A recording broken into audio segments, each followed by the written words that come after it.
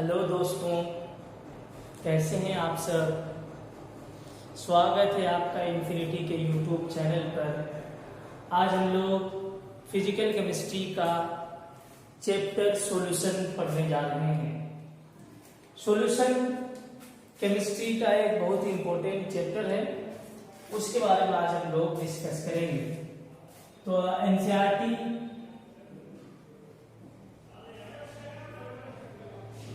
Part 2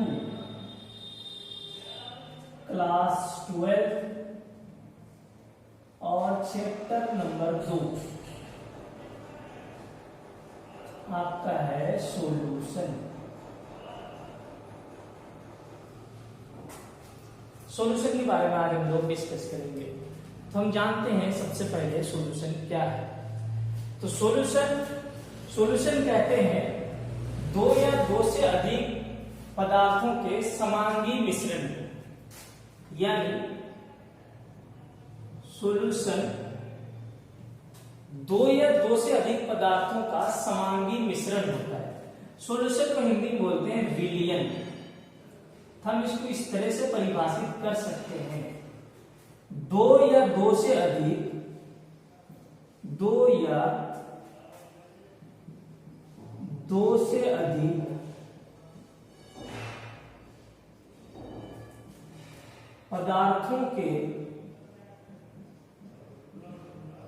पदार्थों के समांगी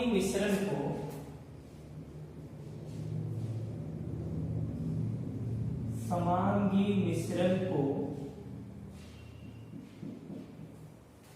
सॉल्यूशन कहते हैं।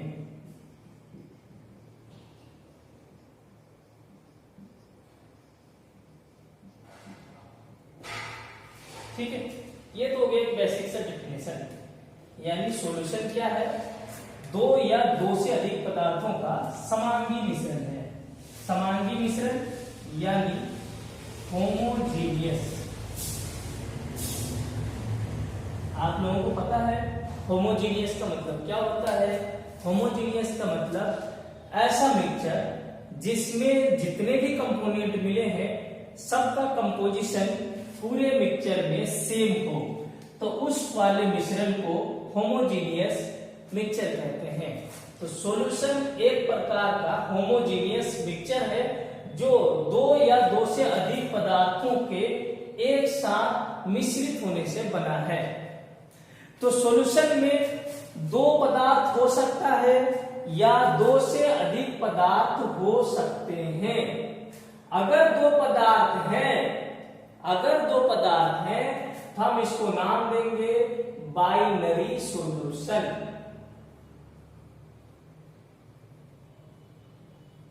और इस चैप्टर में हम लोग डिस्कस करने वाले हैं सिर्फ दो कंपोनेंट के बारे में, यानी दो पदार्थों के समांगी मिश्रण से बनने वाले सॉल्यूशन के बारे में बात करेंगे, यानी सिर्फ और सिर्फ बाइनरी सॉल्यूशन के बारे में बात करेंगे।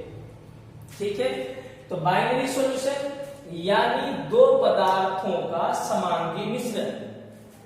जो दो पदार्थ है, इन दो पदार्थों में बाइनरी सॉल्यूशन दो पदार्थ सपोज ए एंड बी मान लेते हैं। दो पदार्थ, एक ए है और एक बी है, जिसकी मात्रा अधिक होगी, यानी अगर ए की मात्रा अधिक है तो इसको हम एक नया टर्म लिखेंगे सॉल्वेंट, यानी हिंदी में बोलेंगे विलायक। ठीक है, यानी दो कंपोनेंट है, दो कंपोनेंट में से उस कंपोनेंट को जिसकी मात्रा अधिक है विलायक कहते हैं, और दूसरे कंपोनेंट को जिसकी मात्रा कम है इसे सॉल्यूट कहते हैं, यानी विलय।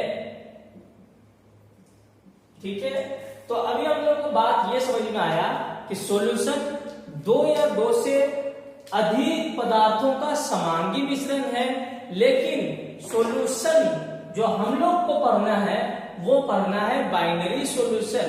और बाइनरी सॉल्यूशन उसे कहते हैं जिसमें सिर्फ और सिर्फ दो कंपोनेंट हो, और उन दोनों कंपोनेंट में से जिस कंपोनेंट की मात्रा अधिक होगी उसे सॉल्वेंट बोलेंगे, और जिस कंपोनेंट की मात्रा कम होगी उसे सॉल्यूट बोलेंगे। ठीक है, यहां तक बात क्लियर होनी चाहिए। अब आगे देखते हैं बाइनरी सॉल्यूशन यानी सॉल्वेंट और सॉल्यूट का मिश्रण। वो भी कैसा मिश्रण? समांगी मिश्रण। तो इसका मतलब ये हो गया, हम इसको कुछ इस तरह से लिख सकते हैं, सॉल्यूट प्लस सॉल्वेंट। सॉल्वेंट क्या बन जाएगा? अगर सॉल्यूट और सॉल्वेंट दोनों को मिक्स कर देंगे तो बनेगा मेरा क्या? बनेगा सॉल्यूशन। और ये कैसा सॉल्यूशन होगा? और ये सॉल्यूशन जो बनेगा ये बाइनरी सॉल्यूशन होगा। ठीक है, तो सॉल्यूट प्लस सॉल्वेंट मिक्स करने के बाद बनेगा सॉल्यूशन। ठीक है, तो ये बात हम लोगों को क्लियर हो गया कि सॉल्यूशन क्या है, सॉल्यूट क्या है और सॉल्वेंट क्या है। किताब में डिफरेंट टाइप ऑफ सॉल्यूशन दिए गए हैं, उसके कुछ एग्जांपल्स और टाइप्स आपके किताब में चार्ट बना के दिया गया है। आप उन चार्ट्स को ध्यान से पढ़िए और एनसीईआरटी को कंप्लीटली फॉलो कीजिए। ठीक है, अभी मैं अगला टॉपिक स्टार्ट करता हूं सॉल्यूशन से जुड़ा हुआ, कंसंट्रेशन टर्म्स। तो अगला लिखते हैं कंसंट्रेशन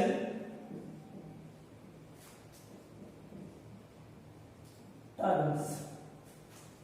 यानी अगर एक सॉल्यूशन है और दूसरा कोई सॉल्यूशन है, उन दोनों के बीच में कंपैरिजन करना है, तो उस कंपैरिजन को हम लोग कंसंट्रेशन टर्म्स के रूप में इस्तेमाल करते हैं। किताब में कई टाइप दिए गए हैं, जिनमें से पहला टाइप है मास परसेंटेज।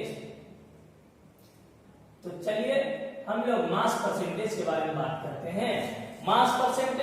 मास परसेंटेज बोलने का मतलब यह है कि अगर एक सॉल्यूशन बनाया गया है तो उस सॉल्यूशन में 100 ग्राम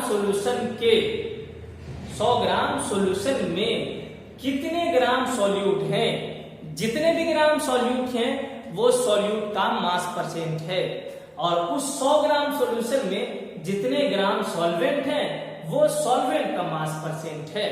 तो आइए देखते हैं, एक सॉल्यूशन बनाते हैं। मान लीजिए ये एक सॉल्यूशन है, इस सॉल्यूशन में पहले से ही एक सॉल्वेंट रखा हुआ है। इस सॉल्वेंट को हम मान लेते हैं A। ठीक है, और यहां पर जो कम मात्रा में डाल रहे हैं वो है सॉल्यूट। मान लेते हैं ये एक सॉल्यूट है और इस सॉल्यूट का नाम है B। ठीक है, अगर मान लीजिए सॉल्वेंट के A, सॉल्यूट B, सॉल्वेंट का जो मास है, अगर हम यहां लिख ले मास ऑफ सॉल्वेंट WA ग्राम, मान लिए कि सॉल्वेंट का मास WA ग्राम है। इसी तरह अगर हम ये मान लें कि सॉल्यूट B का मास WB ग्राम है, मास ऑफ सॉल्यूट क्या मान ले? WB ग्राम। अगर कुछ इस तरह से है तो हम क्या लिख सकते हैं? Mass of solution, mass of solution कितना हो जाएगा? WA plus WB gram. Is this clear? यहां तक में कोई दिक्कत नहीं है। अगर सॉल्वेंट और सॉल्यूट का मास WA एवं WB है तो सॉल्यूशन का मास ऑटोमेटिकली सॉल्वेंट प्लस सॉल्यूट का मास होगा। अगर सॉल्वेंट और सॉल्यूट को मास को जोड़ा जाए तो WA प्लस WB होगा। डेफिनेशन के आधार पर मास परसेंट उसे कहेंगे, किसे कहेंगे? उसे कहेंगे जितना मास 100 ग्राम सॉल्यूशन में प्रेजेंट है। तो अब है कि 100 ग्राम सॉल्यूशन में कितना प्रेजेंट है ये पता करते हैं। तो देखिए कैसे पता कर सकते हैं। अगर हम ये मान लें कि WA प्लस WB ग्राम सॉल्यूशन में कितना ग्राम सॉल्यूट है, WB ग्राम सॉल्यूट है, ठीक है। WA प्लस WB ग्राम सॉल्यूशन में WB ग्राम सॉल्यूट है। अगर WB ग्राम सॉल्यूट है तो 1 ग्राम में कितना होगा। अगर हम लिखें 1 ग्राम सॉल्यूशन में, 1 ग्राम सॉल्यूशन में सॉल्यूट की मात्रा कितनी होगी, क्या लिखेंगे, WB by WA plus WB gram solute है, यही लिखेंगे, ठीक है। अगर इसी तरह से डेफिनेशन के आधार पर अगर हम 100 ग्राम के बारे में बात करें, यानी 100 ग्राम में कितना है, 100 ग्राम सॉल्यूशन में कितना है, तो 100 ग्राम सॉल्यूशन 100 ग्राम सॉल्यूशन में कितना हो जाएगा, WB by WA plus WB into 100, इतना ग्राम होगा, इतना ग्राम सॉल्यूट, ठीक है। तो देखिए डेफिनेशन के आधार पर या डेफिनेशन के अनुसार हम ये कह रहे हैं 100 ग्राम सॉल्यूशन में कंपोनेंट का यानी सॉल्यूट है तो ये सॉल्यूट का परसेंटेज हुआ मास। अगर ये सॉल्वेंट के बारे में बात करते तो सॉल्वेंट का परसेंटेज होता, तो ये जो ग्राम निकल के आया यही हो गया आपका मास परसेंट, ठीक है। तो इसका मतलब हम अगर फॉर्मूला लिखना चाहे मास परसेंट बराबर परसेंटेज m बाय m बराबर, तो लिख सकते हैं WB किसका मास परसेंटेज, सॉल्यूट का। तो सॉल्यूट का mass percentage WB by WA plus WB into 100, ये जो फॉर्मूला निकल के आया है ये आपका फॉर्मूला हो गया मास परसेंट का, ठीक है। मास परसेंट समझ में आया। एक सॉल्यूशन है, इस सॉल्यूशन में सॉल्यूट B सॉल्वेंट A, अगर मान लिया कि A का जो मास है वो WA ग्राम है और B का मास WB ग्राम है, तो सॉल्यूशन का कुल मास हो जाएगा, सॉल्यूशन का टोटल मास सॉल्वेंट और सॉल्यूट के दोनों मास के बराबर। तो ये दोनों मास हमने जोड़ दिया है। अगर सॉल्यूशन का इतना मास है, अगर सॉल्यूशन का ये टोटल मास है, लेकिन हम मास परसेंट के बारे में जब बात करते हैं तो हम ये बात करते हैं कि 100 ग्राम सॉल्यूशन में कितना मास है। तो 100 ग्राम सॉल्यूशन में निकालने का कोशिश करते हैं, इतना ग्राम में WA प्लस WB ग्राम में, WA प्लस WB ग्राम सॉल्यूशन में क्या है, WB ग्राम सॉल्यूट है। तो 1 ग्राम में कितना होगा, इतना ग्राम होगा, और इसी तरह 100 ग्राम में होगा ये। तो इसका मतलब परसेंटेज अगर निकालना है तो WB by WA plus WB यानी टोटल सॉल्यूशन का मास इनटू 100, ठीक है। इसको हम लोग सरल भाषा में फॉर्मूले के आधार पर भी याद कर सकते हैं, ठीक है। तो चलिए मैं इसका एक फॉर्मूला लिखा देता हूं। बहुत आसान सा कॉन्सेप्ट है, बहुत हल्का है, प्रैक्टिस करने का सिर्फ जरूरत है। चलिए solute percentage mass by mass, तो मास परसेंटेज यानी परसेंटेज m बाय m क्या लिखेंगे, ये WA या WB, ये डिपेंड करेगा कि आप किसका परसेंटेज निकालना चाह रहे हैं, ठीक है। अगर मान लीजिए आपका मन क्या सॉल्यूट का, तो आपने सॉल्यूट का मास रखा। आपका मन क्या परसेंटेज सॉल्वेंट का, या आपको ऐसा सवाल आया कि जिसमें सॉल्वेंट का पूछा है मास परसेंटेज, तो आप सॉल्वेंट इस्तेमाल करेंगे। सॉल्यूट पूछेगा तो सॉल्यूट इस्तेमाल करेंगे। तो यहां लिखते हैं mass of components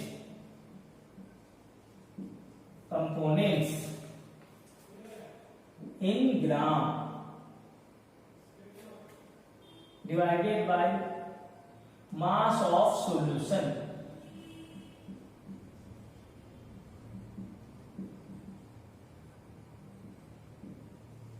in gram into 100। ठीक है, यहां तक में कोई दिक्कत नहीं। एक सवाल हल्का सा आप बनाइएगा इंटेक्स क्वेश्चन में 2.1 और एक्सरसाइज से 2.7। ठीक है, ये दो क्वेश्चन बनाइए आप लोग। बनाने के बाद आप इसका आंसर सॉल्यूशन अगर आपको समझ में आया तो आप भेजिए, और अगर आपको नहीं समझ में आया तो आप मुझसे दोबारा पूछिए, मैं आपको बताऊंगा। इसके बाद आगे आने वाले टॉपिक में हम लोग कंसंट्रेशन टर्म्स को आहिस्ते आहिस्ते डिटेल से पढ़ेंगे।